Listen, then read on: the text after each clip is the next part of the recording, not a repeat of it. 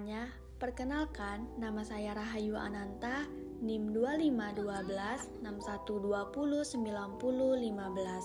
Saya dari Prodi Bisnis Digital.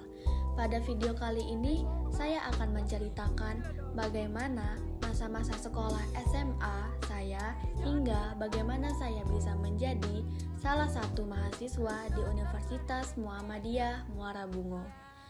Pada tahun 2021, saya mulai memasuki babak baru dalam hidup saya, yaitu menjadi seorang siswa SMA, yang dimana SMA saya itu terletak di sebuah kabupaten Muara Bungo, yaitu yang dinamakan SMA Negeri 1 Muara Bungo.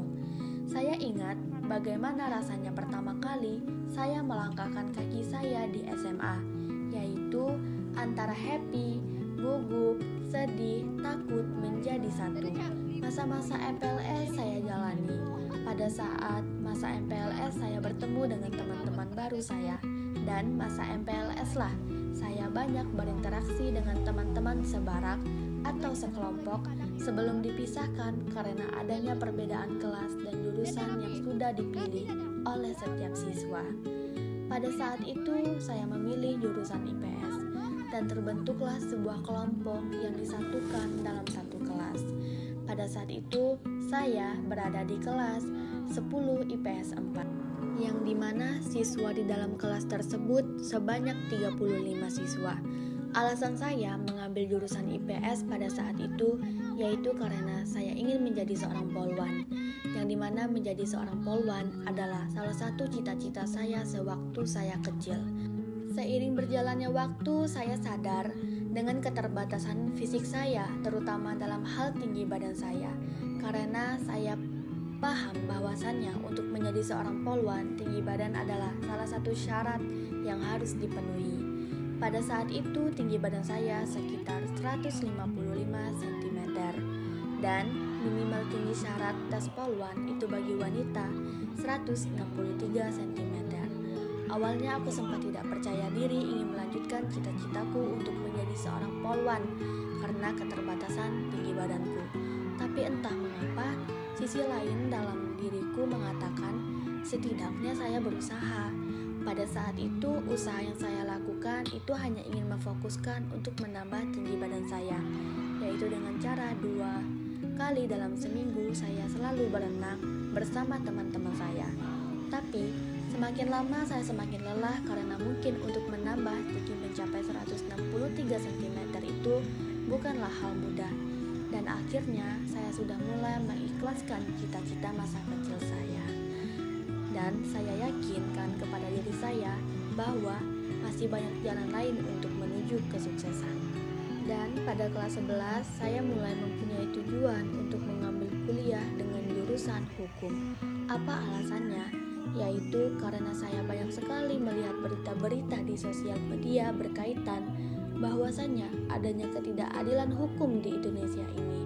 Contohnya, masyarakat kecil sulit sekali untuk mendapatkan keadilan di dalam negara ini. Karena seringnya saya membaca artikel maupun melihat berita di sosial media tentang keadilan tersebut, dari sanalah saya tertarik dengan hukum dan berencana untuk mengambil jurusan hukum pada saat saya kuliah. Pada saat itu, saya belum terfikir untuk bercita-cita menjadi hakim maupun pengacara. Karena pada saat itu saya hanya tertarik dengan bidang hukum dan saya semakin menggali informasi di bidang hukum. Ternyata di bidang hukum bisa bekerja di mana saja, tidak harus menjadi seorang pengacara maupun hakim.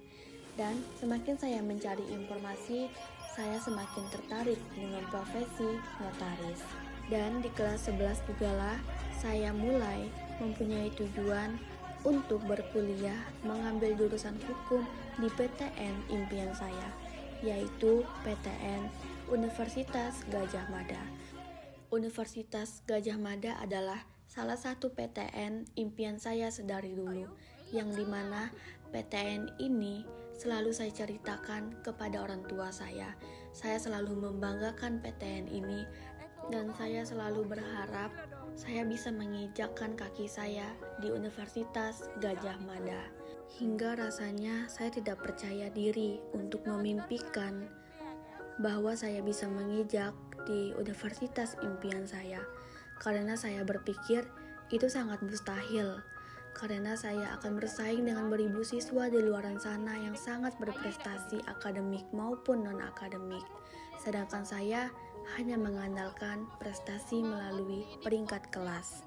Dan kemudian saya mencari informasi-informasi tentang PTN yang ada di Sumatera, terutama di Sumatera Barat, dan saya jatuh hati kepada salah satu universitas yang ada di Sumatera Barat, yaitu Universitas Andalas.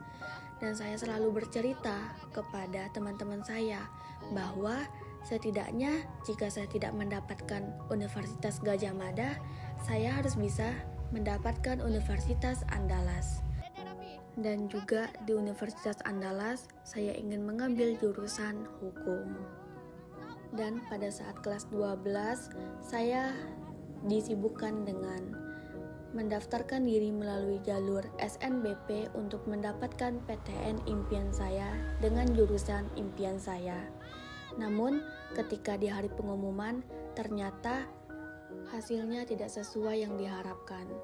Hari pun berganti hari, bulan pun berganti bulan, dan mulailah siswa-siswa disibukkan dengan pendaftaran SNBT untuk mendapatkan PTN impiannya. Pada saat itu, saya tidak ingin mengikuti seleksi SNBT karena saya takut kecewa dengan hasilnya. Saya tidak ingin melihat hasil yang serupa. Pada saat itu, teman-teman saya sibuk dengan mendaftarkan diri dan juga sibuk dengan menyiapkan diri mereka untuk melakukan tes ujian seleksi SNBT. Dan ternyata keberuntungan berpihak kepada teman-teman saya. Pada saat itu pun saya mulai mendaftarkan diri di Universitas Negeri Padang melalui jalur mandiri. Pikir saya, jika dengan melakukan jalur mandiri, saya akan lulus pada saat itu. Itulah pemikiran saya pada saat itu. Namun ternyata hasilnya lagi dan lagi membuat saya kecewa. Dan tahun pun sudah berganti. Dan pada tahun 2025, saya mulai mendaftarkan diri saya lagi melalui jalur SNPP. Namun, hasilnya lagi dan lagi mengecewakan. Dan ketika jalur SNBT dibuka pendaftarannya, pada saat itu saya tidak terlalu mengupdate informasi-informasi pendaftaran di jalur SNBT, sehingga saya tidak ikut mendaftarkan diri saya melalui jalur SNBT. Dan saya pun memilih untuk melalui jalur mandiri lagi dan lagi. Namun hasilnya tetap mengecewakan lagi dan lagi. Hingga akhirnya terlintas di pikiran saya, mengapa saya tidak memulai berbisnis? Mengapa saya tidak bisa menjadi seorang anak muda yang berpenghasilan? Dan saya tahu saya tidak punya berpengalaman dalam membuka usaha maupun berbisnis. Maka daripada itu, saya mengambil jurusan bisnis digital. Dan saya memilih kampus di Universitas Muhammadiyah Muara Bungu karena jaraknya yang tidak terlalu jauh dengan kampung halaman saya, dan juga saya ingin fokus memahami materi tentang bagaimana mempelajari dan membangun suatu bisnis dan membuka usaha. Dan saya berpikir jika suatu saat nanti saya bisa membuka usaha, setidaknya saya bisa mengelola usaha saya dari jarak yang mungkin tidak terlalu jauh jika saya memilih berkuliah di kota Jambi. Dan juga sampailah di mana saya pertama kali memasuki fase masa kuliah. Di fase-fase masa kuliah mungkin adanya perbedaan antara bagaimana kehidupan SMA dan juga kehidupan di masa kuliah. Di masa kuliah pun saya menjalani 3 hari ospek selama masa kuliah, yang dimana pada saat itu saya berada di gugus 11 Rafflesia. Dan juga selama 3 hari ospek pun banyak sekali kegiatan-kegiatan yang menyenangkan. Salah satunya contoh seperti lomba antar gugus, seperti flash mob, dan juga yel-yel.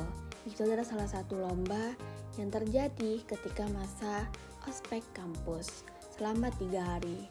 Dan juga setelah selesainya masa ospek selama 3 hari, kita sudah memasuki fase benar-benar menjadi mahasiswa, yang dimana memulai belajar dan juga akan bertemu dengan makalah, PPT terutamanya. Nah, sampailah di mana di hari Selasa pada pukul 1 siang. Di sana pertama kali saya memasuki mata kuliah pelajaran dengan mata kuliah komunikasi dan negosiasi bisnis.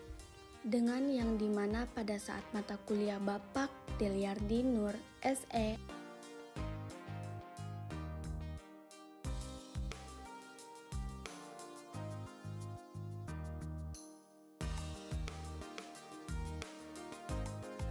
membuat suasana kelas tidak terlalu kaku. Baiklah, sekian dari cerita saya semasa SMA hingga bisa menjadi salah satu mahasiswa di Universitas Muhammadiyah Muara Bungo. Baiklah, itulah cerita singkat dari semasa SMA saya hingga menjadi salah satu mahasiswa di Universitas Muhammadiyah Muara Bungo dengan mengambil jurusan Prodi Bisnis Digital. Sekian dari saya akhiri dengan wassalamualaikum warahmatullahi wabarakatuh.